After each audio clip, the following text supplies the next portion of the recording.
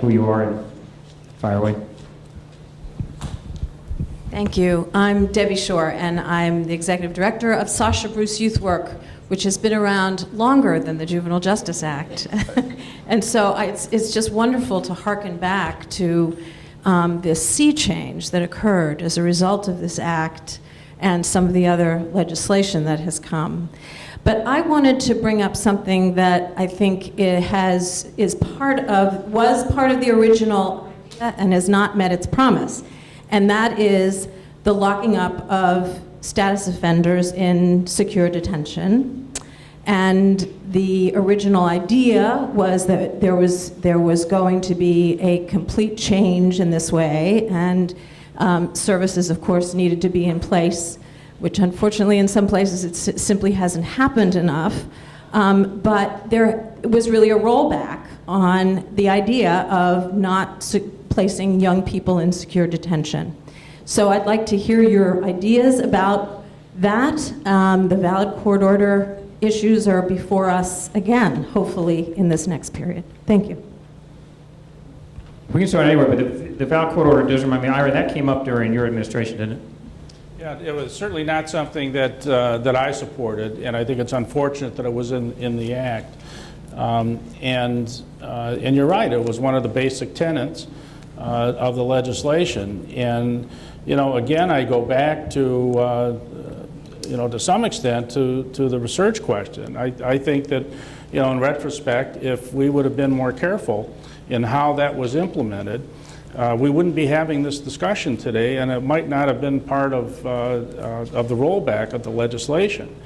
And it was a major setback. I mean, one of the ironies of the bill that was passed in 1980 is here you have calling for the removal of children from adult jails, and then on the other hand, you've got the valid court order amendment, and it was really unfortunate. And by the way, there was tremendous difference of opinion all over, and even within the judiciary. I mean, I remember two judges who almost came to blows over that issue.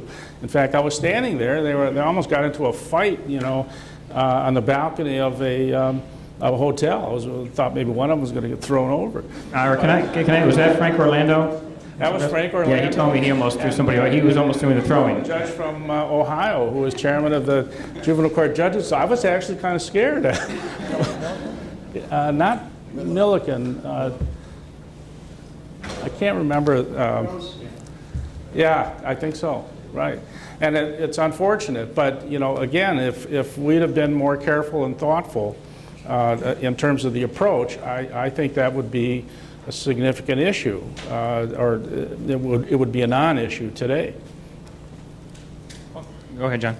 I probably have a little different bent on that. I alluded to it briefly in the brief opening comments, but I said we had done Title IX. Now I take my 14-year-old daughter out to her athletic events, and she has open access to college and without gender concerns. But that same kind of sexual discrimination is still reflected in the system, and it's a cultural thing. And little wonder somebody came up with ways of doing an end run on treating a young woman the same way you would treat a young man who engaged in virtually identical conduct. That's part of it. The other part is this whole notion of the child savers. People really believe that they're helping these kids by locking them up, by taking them out of their environment. I mean, there's a philosophical barrier. And when you have that kind of view, you're going to find ways to avoid having to change what you're doing. Now, when I look at the website last night of I almost said OJARS, the new entity, and then I went to the juvenile justice page, and I was struck by the lack of anything that really is a priority in the 1974 statute on the webpage. But they certainly didn't say anything about incarceration or kids in lockup with adults or all these other things. So maybe it was written with invisible ink in terms of the way it's been taken care of in the recent past. But it's cultural.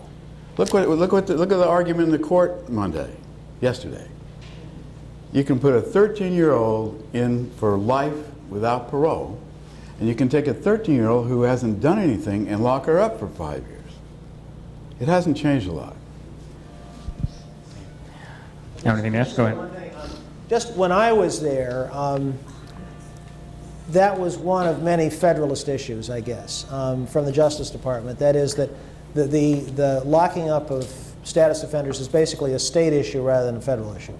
And during the Reagan administration, the president used to talk about federalism quite a lot, and they always were, he was not keen on these various programs that would try to force the states to do things, whether it was a 55-mile-an-hour speed limit or whatever it was, because they felt that constitutionally those things belonged to the states. So when we were there, and in fact I'm not sure why this was, maybe one of you can answer it, but as I look back in my notes preparing for this, as I mentioned in my talk, there were I think 45 states that were getting our money, or 47, something like that, and I noticed that they were in something like 90% compliance with that, that was in 1983, and did that actually happen in 7 or 8 years? I mean, did they remove that many kids, status offenders, from lockups so that it was virtually complete or close to it?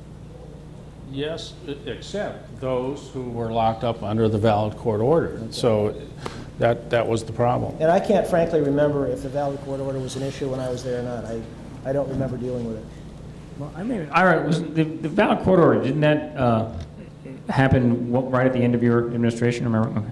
Yeah, it did. It was, stuck in the legislation, and frankly, as hard as we tried to keep it out, we couldn't, and without it, the bill might not have been passed. And there was a lot of concern about making sure that the Juvenile Justice Act was reauthorized. Because if you'll recall, the election had changed, and literally everything shut down, in Congress. And in fact, the word went out that nothing, was going to get through. That was the only piece of legislation that was actually passed after the election, if I recall. Marion probably has a better, and John, better memory on this than me. And we had a full court press to get that legislation passed, and fortunately it did pass and was signed off by Congress, or who knows what might have happened. I mean, the legislation may have gone down.